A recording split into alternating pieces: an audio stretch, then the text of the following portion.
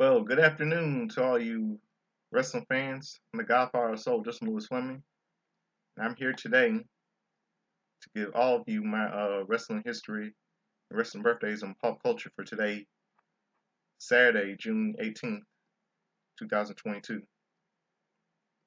And let me start. I'm going to start off with the wrestling birthdays. But first, I'm going to get my calculator.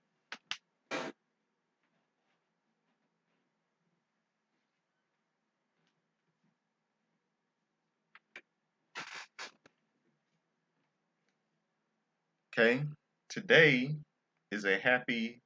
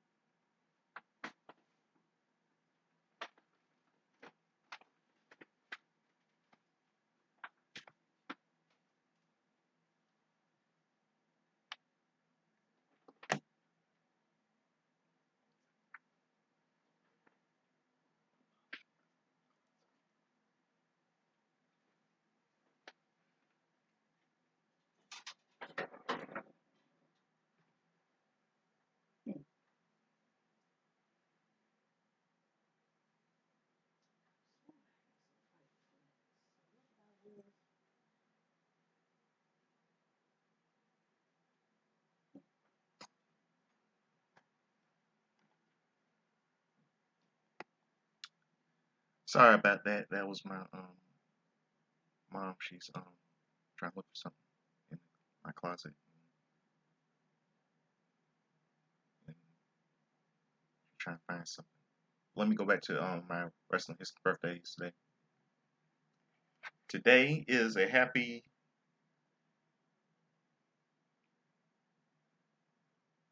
Hold on, wait a second. Today's a happy 23rd birthday to Jordan Oliver Jr., American pro wrestler, best known for his work with Combat Zone Wrestling. And today is also a happy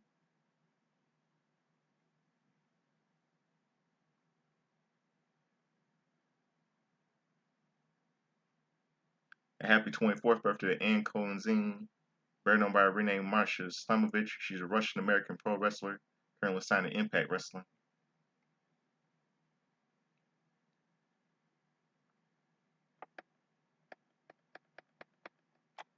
Today is a happy 32nd birthday to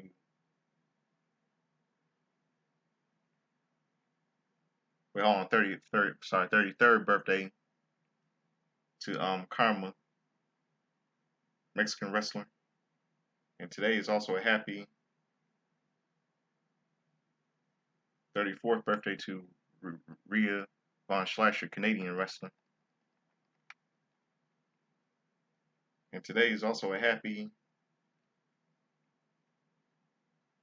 35th birthday to Brandon Bogle, American pro wrestler, current wrestler for AEW under the name Brian Cutler. Today is a happy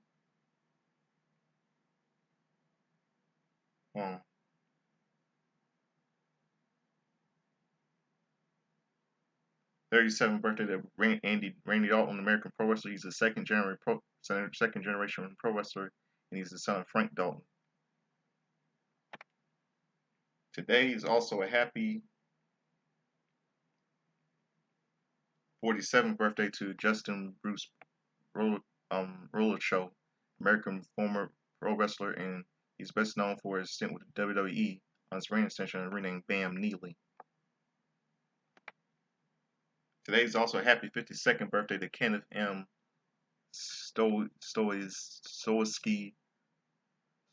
best known for his stint with WCW, American pro wrestler, under the ring name Kenny Chaos.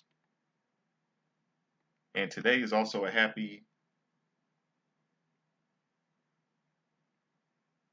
58th birthday to Vito Joseph Lograsso, American actor and pro wrestler best known for his work in WCW as Big Vito and most recently WWE, World Wrestling Entertainment, and for their developmental territories, Ohio Wrestling and Deep South Wrestling as Vito.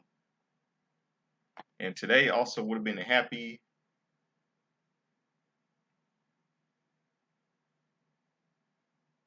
71st birthday to Salvatore Bellomo, American Belgian pro wrestler.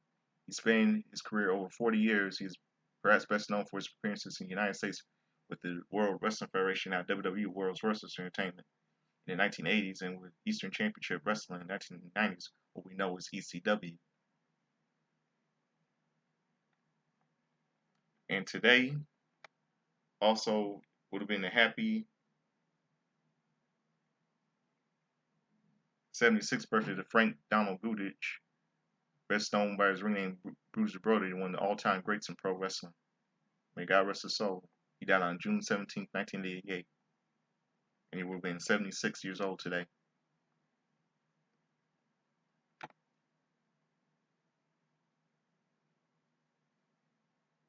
Now, today also would have been a happy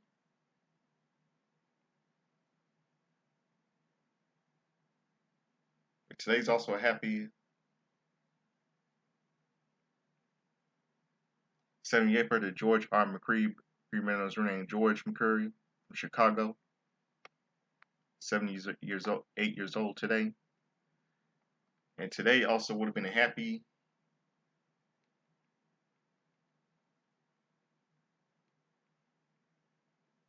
88th birthday to Pablo Ordaz Crispin, better known as real name the Great Goliath. He died on April 12, 2004. So, place of death is unknown. Don't know what he died of. And today also would have been a happy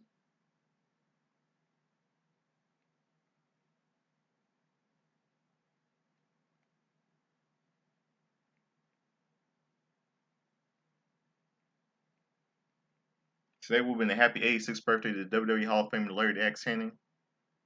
He was the father of the late Mr. Perfect Kurt Angle and the grandfather of Curtis Axel and Amy Mrs. Perfect Hennig.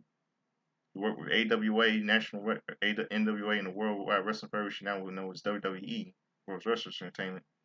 Hennig was known by the nickname The Axe, a nickname he had of his signature, often his finishing move of dropping a full weight elbow onto his prone opponents.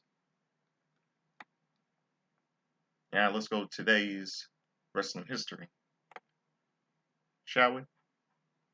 Let's go with some wrestling history, shall we? Today's wrestling history.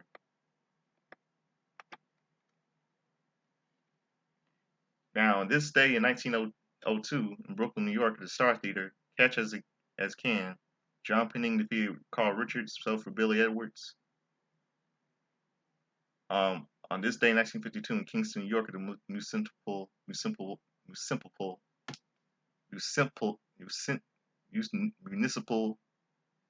Auditorium. There you go. At the Vern Gagne on the ranch card, Vern Gagne versus Angelo Vardy. This is in Kingston, New York. On this day in 1962, in Perth Amboy, New Jersey, on the match card, Antonio Rocco and Miguel Perez defeated Shelby Bobby and Carl Von Hess.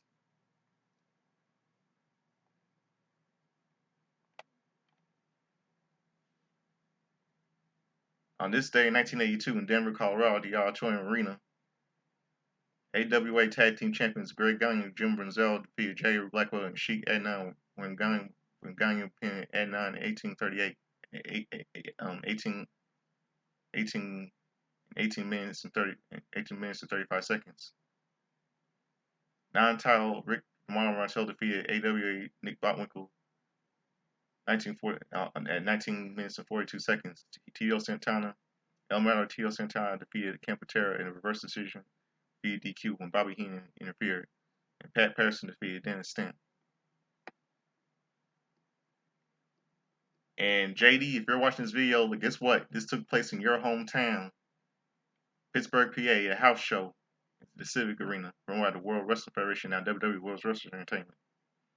The Hangman defeated Pedro Torres at 450 with a knee to the midsection as Torres charged the corner. Baron Michael Scicluna pinned Miguel Feliciano at 7:48 after with a knee drop after catching him off coming off the top and hitting a knee to the chest. Mr. Fuji and Mr. Saito caught Chief caught the Strongbow Boys to a draw. And Mr. Saito and the Strongbow Boys fought to a draw in the best 2 out of 3 falls match. At 15:45, fall number 1, Fuji pinned Jules at the 45-second mark after throwing salt in his face, while Saito distracted the referee. Fall number 2, Jules defeated Saito with a sleeper at 10:05. Fall number 3, the two teams fought to a double disqualification when all 4 men began brawling in the ring, and referee Rich Pinsky was hit several times. WWE Champion Bob Backlund defeated Brad Mulligan in the bunkhouse match at 12:50 when guest referee Gorilla Monsoon stopped the match due to blood after busted Mulligan open repeatedly hit with the title belt. Both men were permitted to bring one weapon to the ring for the bout, which would be placed in their corner for future use. Backlund chose his title belt while Mulligan brought a spiked ball hammer.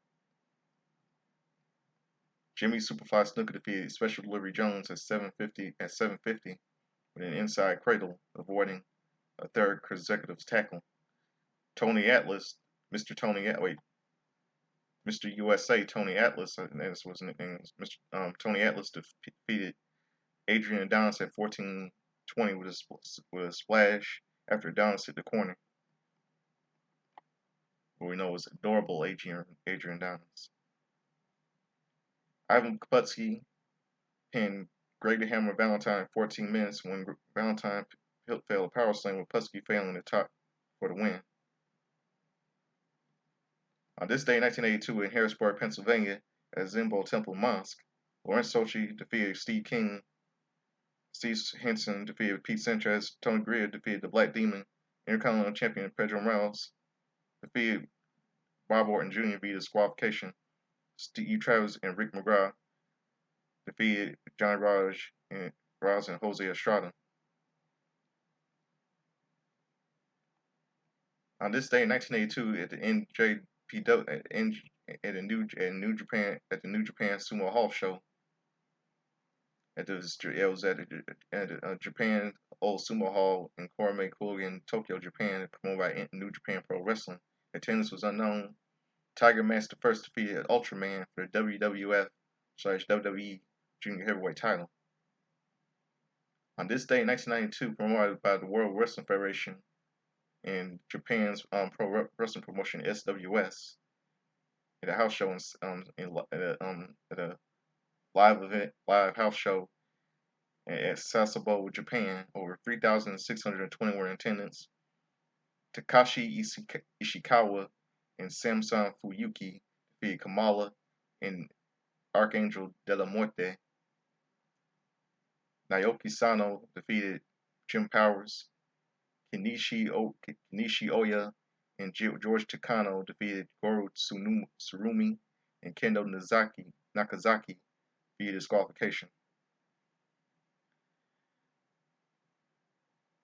Hacksaw Jim Duggan defeated Nibu Kazuhari and Apollo Sugarara in a handicap match. Donna Kara defeated Hiroshi Hatanaka, and Genshiro Tenru, Hashura Hara, and the Ultimo Dragon defeated King Haku, Jerry Estrada, the Great Kabuki at 24:48 when Hara pinned Estrada.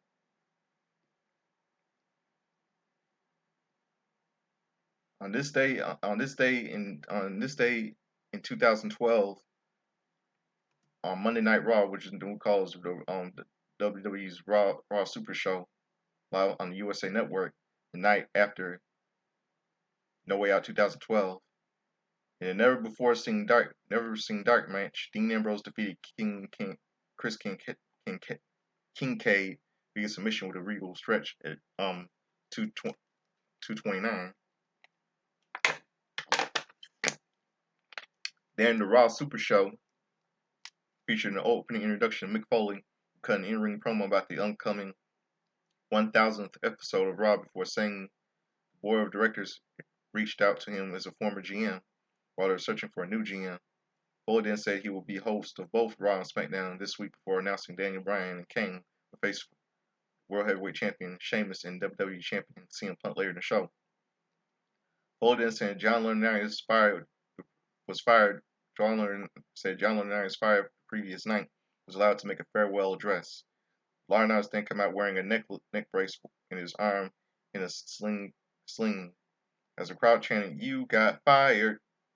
Laurinaitis, after saying that the crowd was rude, said he would wait until later in the show for his farewell address.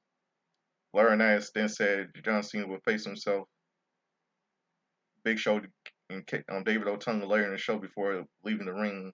Moments later, Sheamus came out in the opening contest, passed Laurinaitis aside.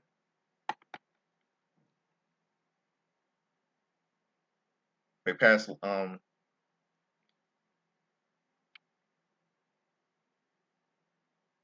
Laurinaitis.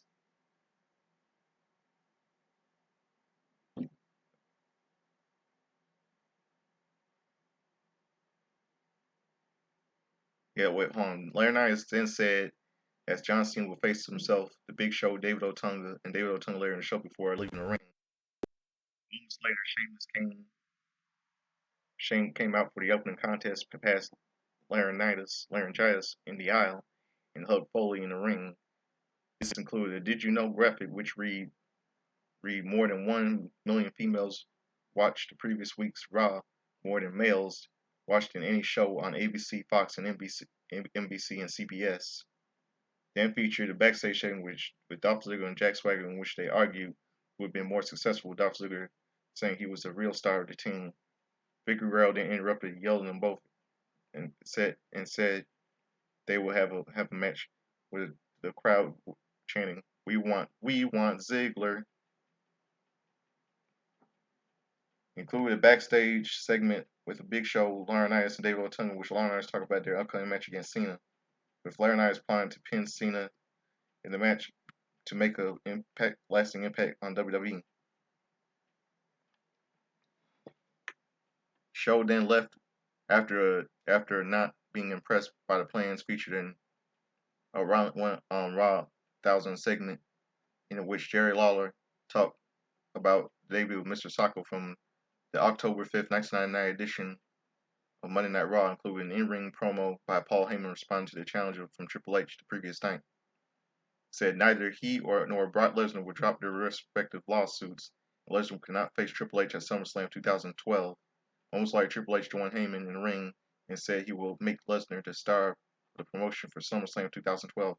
Heyman then said Triple H was coming more and more like Triple H each day, then threatening another lawsuit. Said, should Triple H lay a finger on him? After Heyman mentioned Stephanie McMahon's name, Triple H grabbed him by the tie, but was eventually released. Heyman said he was smarter than Triple H. He knew his every move. With Triple H knocking out Heyman with a punch. Triple H told Heyman that he would see Lesnar at SummerSlam 2012. Featured an ad promoting the Iron Music Fest, featuring Metallica, included a special video package on Cyndi Lauper in her WWE involvement in the mid-1980s.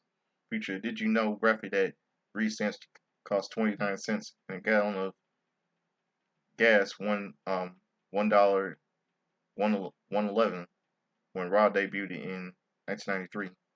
Included in ring segment which Divas champion Layla, in which she introduced Cyndi Lauper and Wendy Richter. After Richter and Lauper talked about being the first WrestleMania, Heath Slater interrupted and mocked the two. Moments later, Hot Rod Roddy Piper walked out and made fun of Slater before talking about the gold record of hers he smashed over Captain Lou Albino's head. Piper then grabbed a new record of gold record She-Bop to give to her from the WWE. Piper then said he loved Lauper and hugged her. Wow, I guess they let bygones be bygones. They for guess they forgive and forget Piper and Lauper. Yeah, looks like Cyndi Lauper forgives Roddy Piper.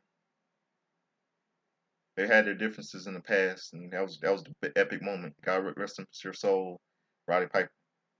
Slayer soon interrupted and made fun of what happened 20 years ago, before Piper poked him in the eyes. Lauper followed by smashing gold record over Slater's head, featuring an ad promoting WWE's YouTube content, included the announcement Chris Jericho will return to Raw the following week, showing a clip of the Fozzy performing overseas, featuring an ad promoting Raw was going to 3 hours beginning on July 23rd, which is 2012. WWE Champion CM Punk and World Heavyweight Champion Sheamus defeated Daniel Bryan and Kane at 14-22 when Sheamus pinned Bryan with a boot to the face after Punk hit the go to sleep on Bryan. During Punk's entrance, it was noted that he would appear on the Late Night with Jimmy Fallon later that night on NBC. Late in the match, there were dueling chants of Daniel Bryan and sucks. During the final moments, AJ came to the ringside wearing a Kane mask. He skipped around ring and then backstage, prompting a confused Kane to leave his corner and follow her halfway up the aisle. Dolph Ziggler pinned Jack Swagger with a zigzag at 14:10 after reversing the ankle lock and sending Swagger to the shoulder first into the ring post. Vickie Guerrero was at ringside for the match, with stipulation stating the winner would earn her respect and admiration. After the bout, Guerrero joined Ziggler in the ring and kissed him. Alberto Del Rio, piece of shit, defeated U.S. champion Santino Marella via submission in a non-title match at 126 with a cross armbreaker. Ricardo Rodriguez served as ADR's ring announcer for the match. After bout, Rodriguez attacked Marella's arm. Primo and Epico with Rosa Mendes defeated the primetime players with AEW via countout at 2:57 when AEW talked I think his name was Aaron Washington, I think, yeah. AEW talked talked his team into not returning to the ring, knowing they were already number one contenders for the WWE Tag Team titles. Prior to the bout, AEW introduced his team from the intro stage, calling them the primetime players, and the next WWE Tag Team champions. John Cena defeated John Laurinaitis, People Power, and David Otunga in a handicap match at 16-14 when Laurinaitis submitted to the STFU after sustaining 3 FUs. Prior to the bout, Laurinaitis said all the fans were losers, and next time they will see him when he gets inducted into the WWE Hall of Fame. Prior to the entrance, Teddy Long joined the commentary team with Long ripping his "Hello, my name is Teddy" sign for the match. Moments later, the Big Show, who was to be Laurinaitis on Talk Spunk, was noted the interference by many of his match the previous night against him and thanked Laurinaitis for his recent help. But he then said he had no reason for the match to help him and walked out. Following Cena's entrance, there were dueling chants of "Let's Go Cena" and "Cena sucks." There were chants of "We want Ryder," "Woo woo woo." You know it. During the bout, Otunga walked out of the match at a 4-minute mark. Yep, John Laurinaitis is gone. No more John Laurinaitis 10 years ago in this episode of Raw. June 18, 2012. And like I said, in my opinion, John Laurinaitis got exactly what he deserved. And I hope he gets fired by a new CEO, Stephanie McMahon, 10 years from now. And like I said, John Laurinaitis got exactly what he deserved. 5 things he got what he deserved. Let me see.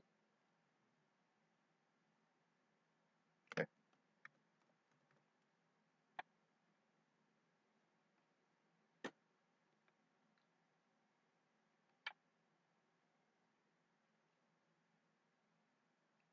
Okay, there are 5 things. I know all of you can agree with me on this. There are 5 things that John Laurinaitis got what he deserved 5 years ago on this night. 10 years ago on this night. There are 5 options why he got what he deserved on this night. For A, abusing his power. B, treating WWE stars like crap. C, turning Exana against Teddy Long. D, turning Big Show against Cena. And E, all the above. That's true. You got exactly what you deserve 10 years ago tonight. 10 years ago tonight at Monday Night Raw. Now let's go with some pop culture history. On this day in 1982, 2 films were released in theaters nationwide. Arthur starring Al Pacino and Firefox starring Clint Eastwood. Good movie. Good action. It's action packed. Good action packed aviation movie. It's the best. Yeah, that movie was before. That movie. Yeah, that movie. Yeah, before Top Gun, there was Firefox. Yep. Before Top Gun with Tom Cruise, there was Firefox starring Clint Eastwood. That's true. Indeed true. Yep.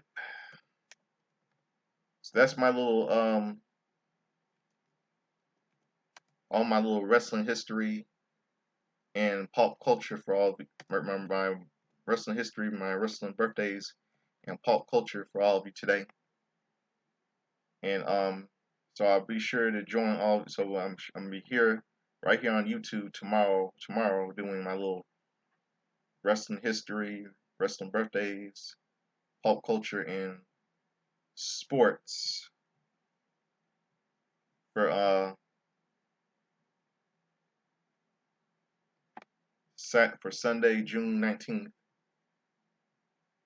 2022 tomorrow. So join me. I'll be right here on tomorrow for my wrestling history, wrestling birthdays, sports, pop culture for Sunday, June 19th, 2022. So I'm the Godfather of Soul, Justin Lewis Fleming. Have a good afternoon. And I hope all of you have a good Father's Day tomorrow. So have a good afternoon. Peace. I'm out of here.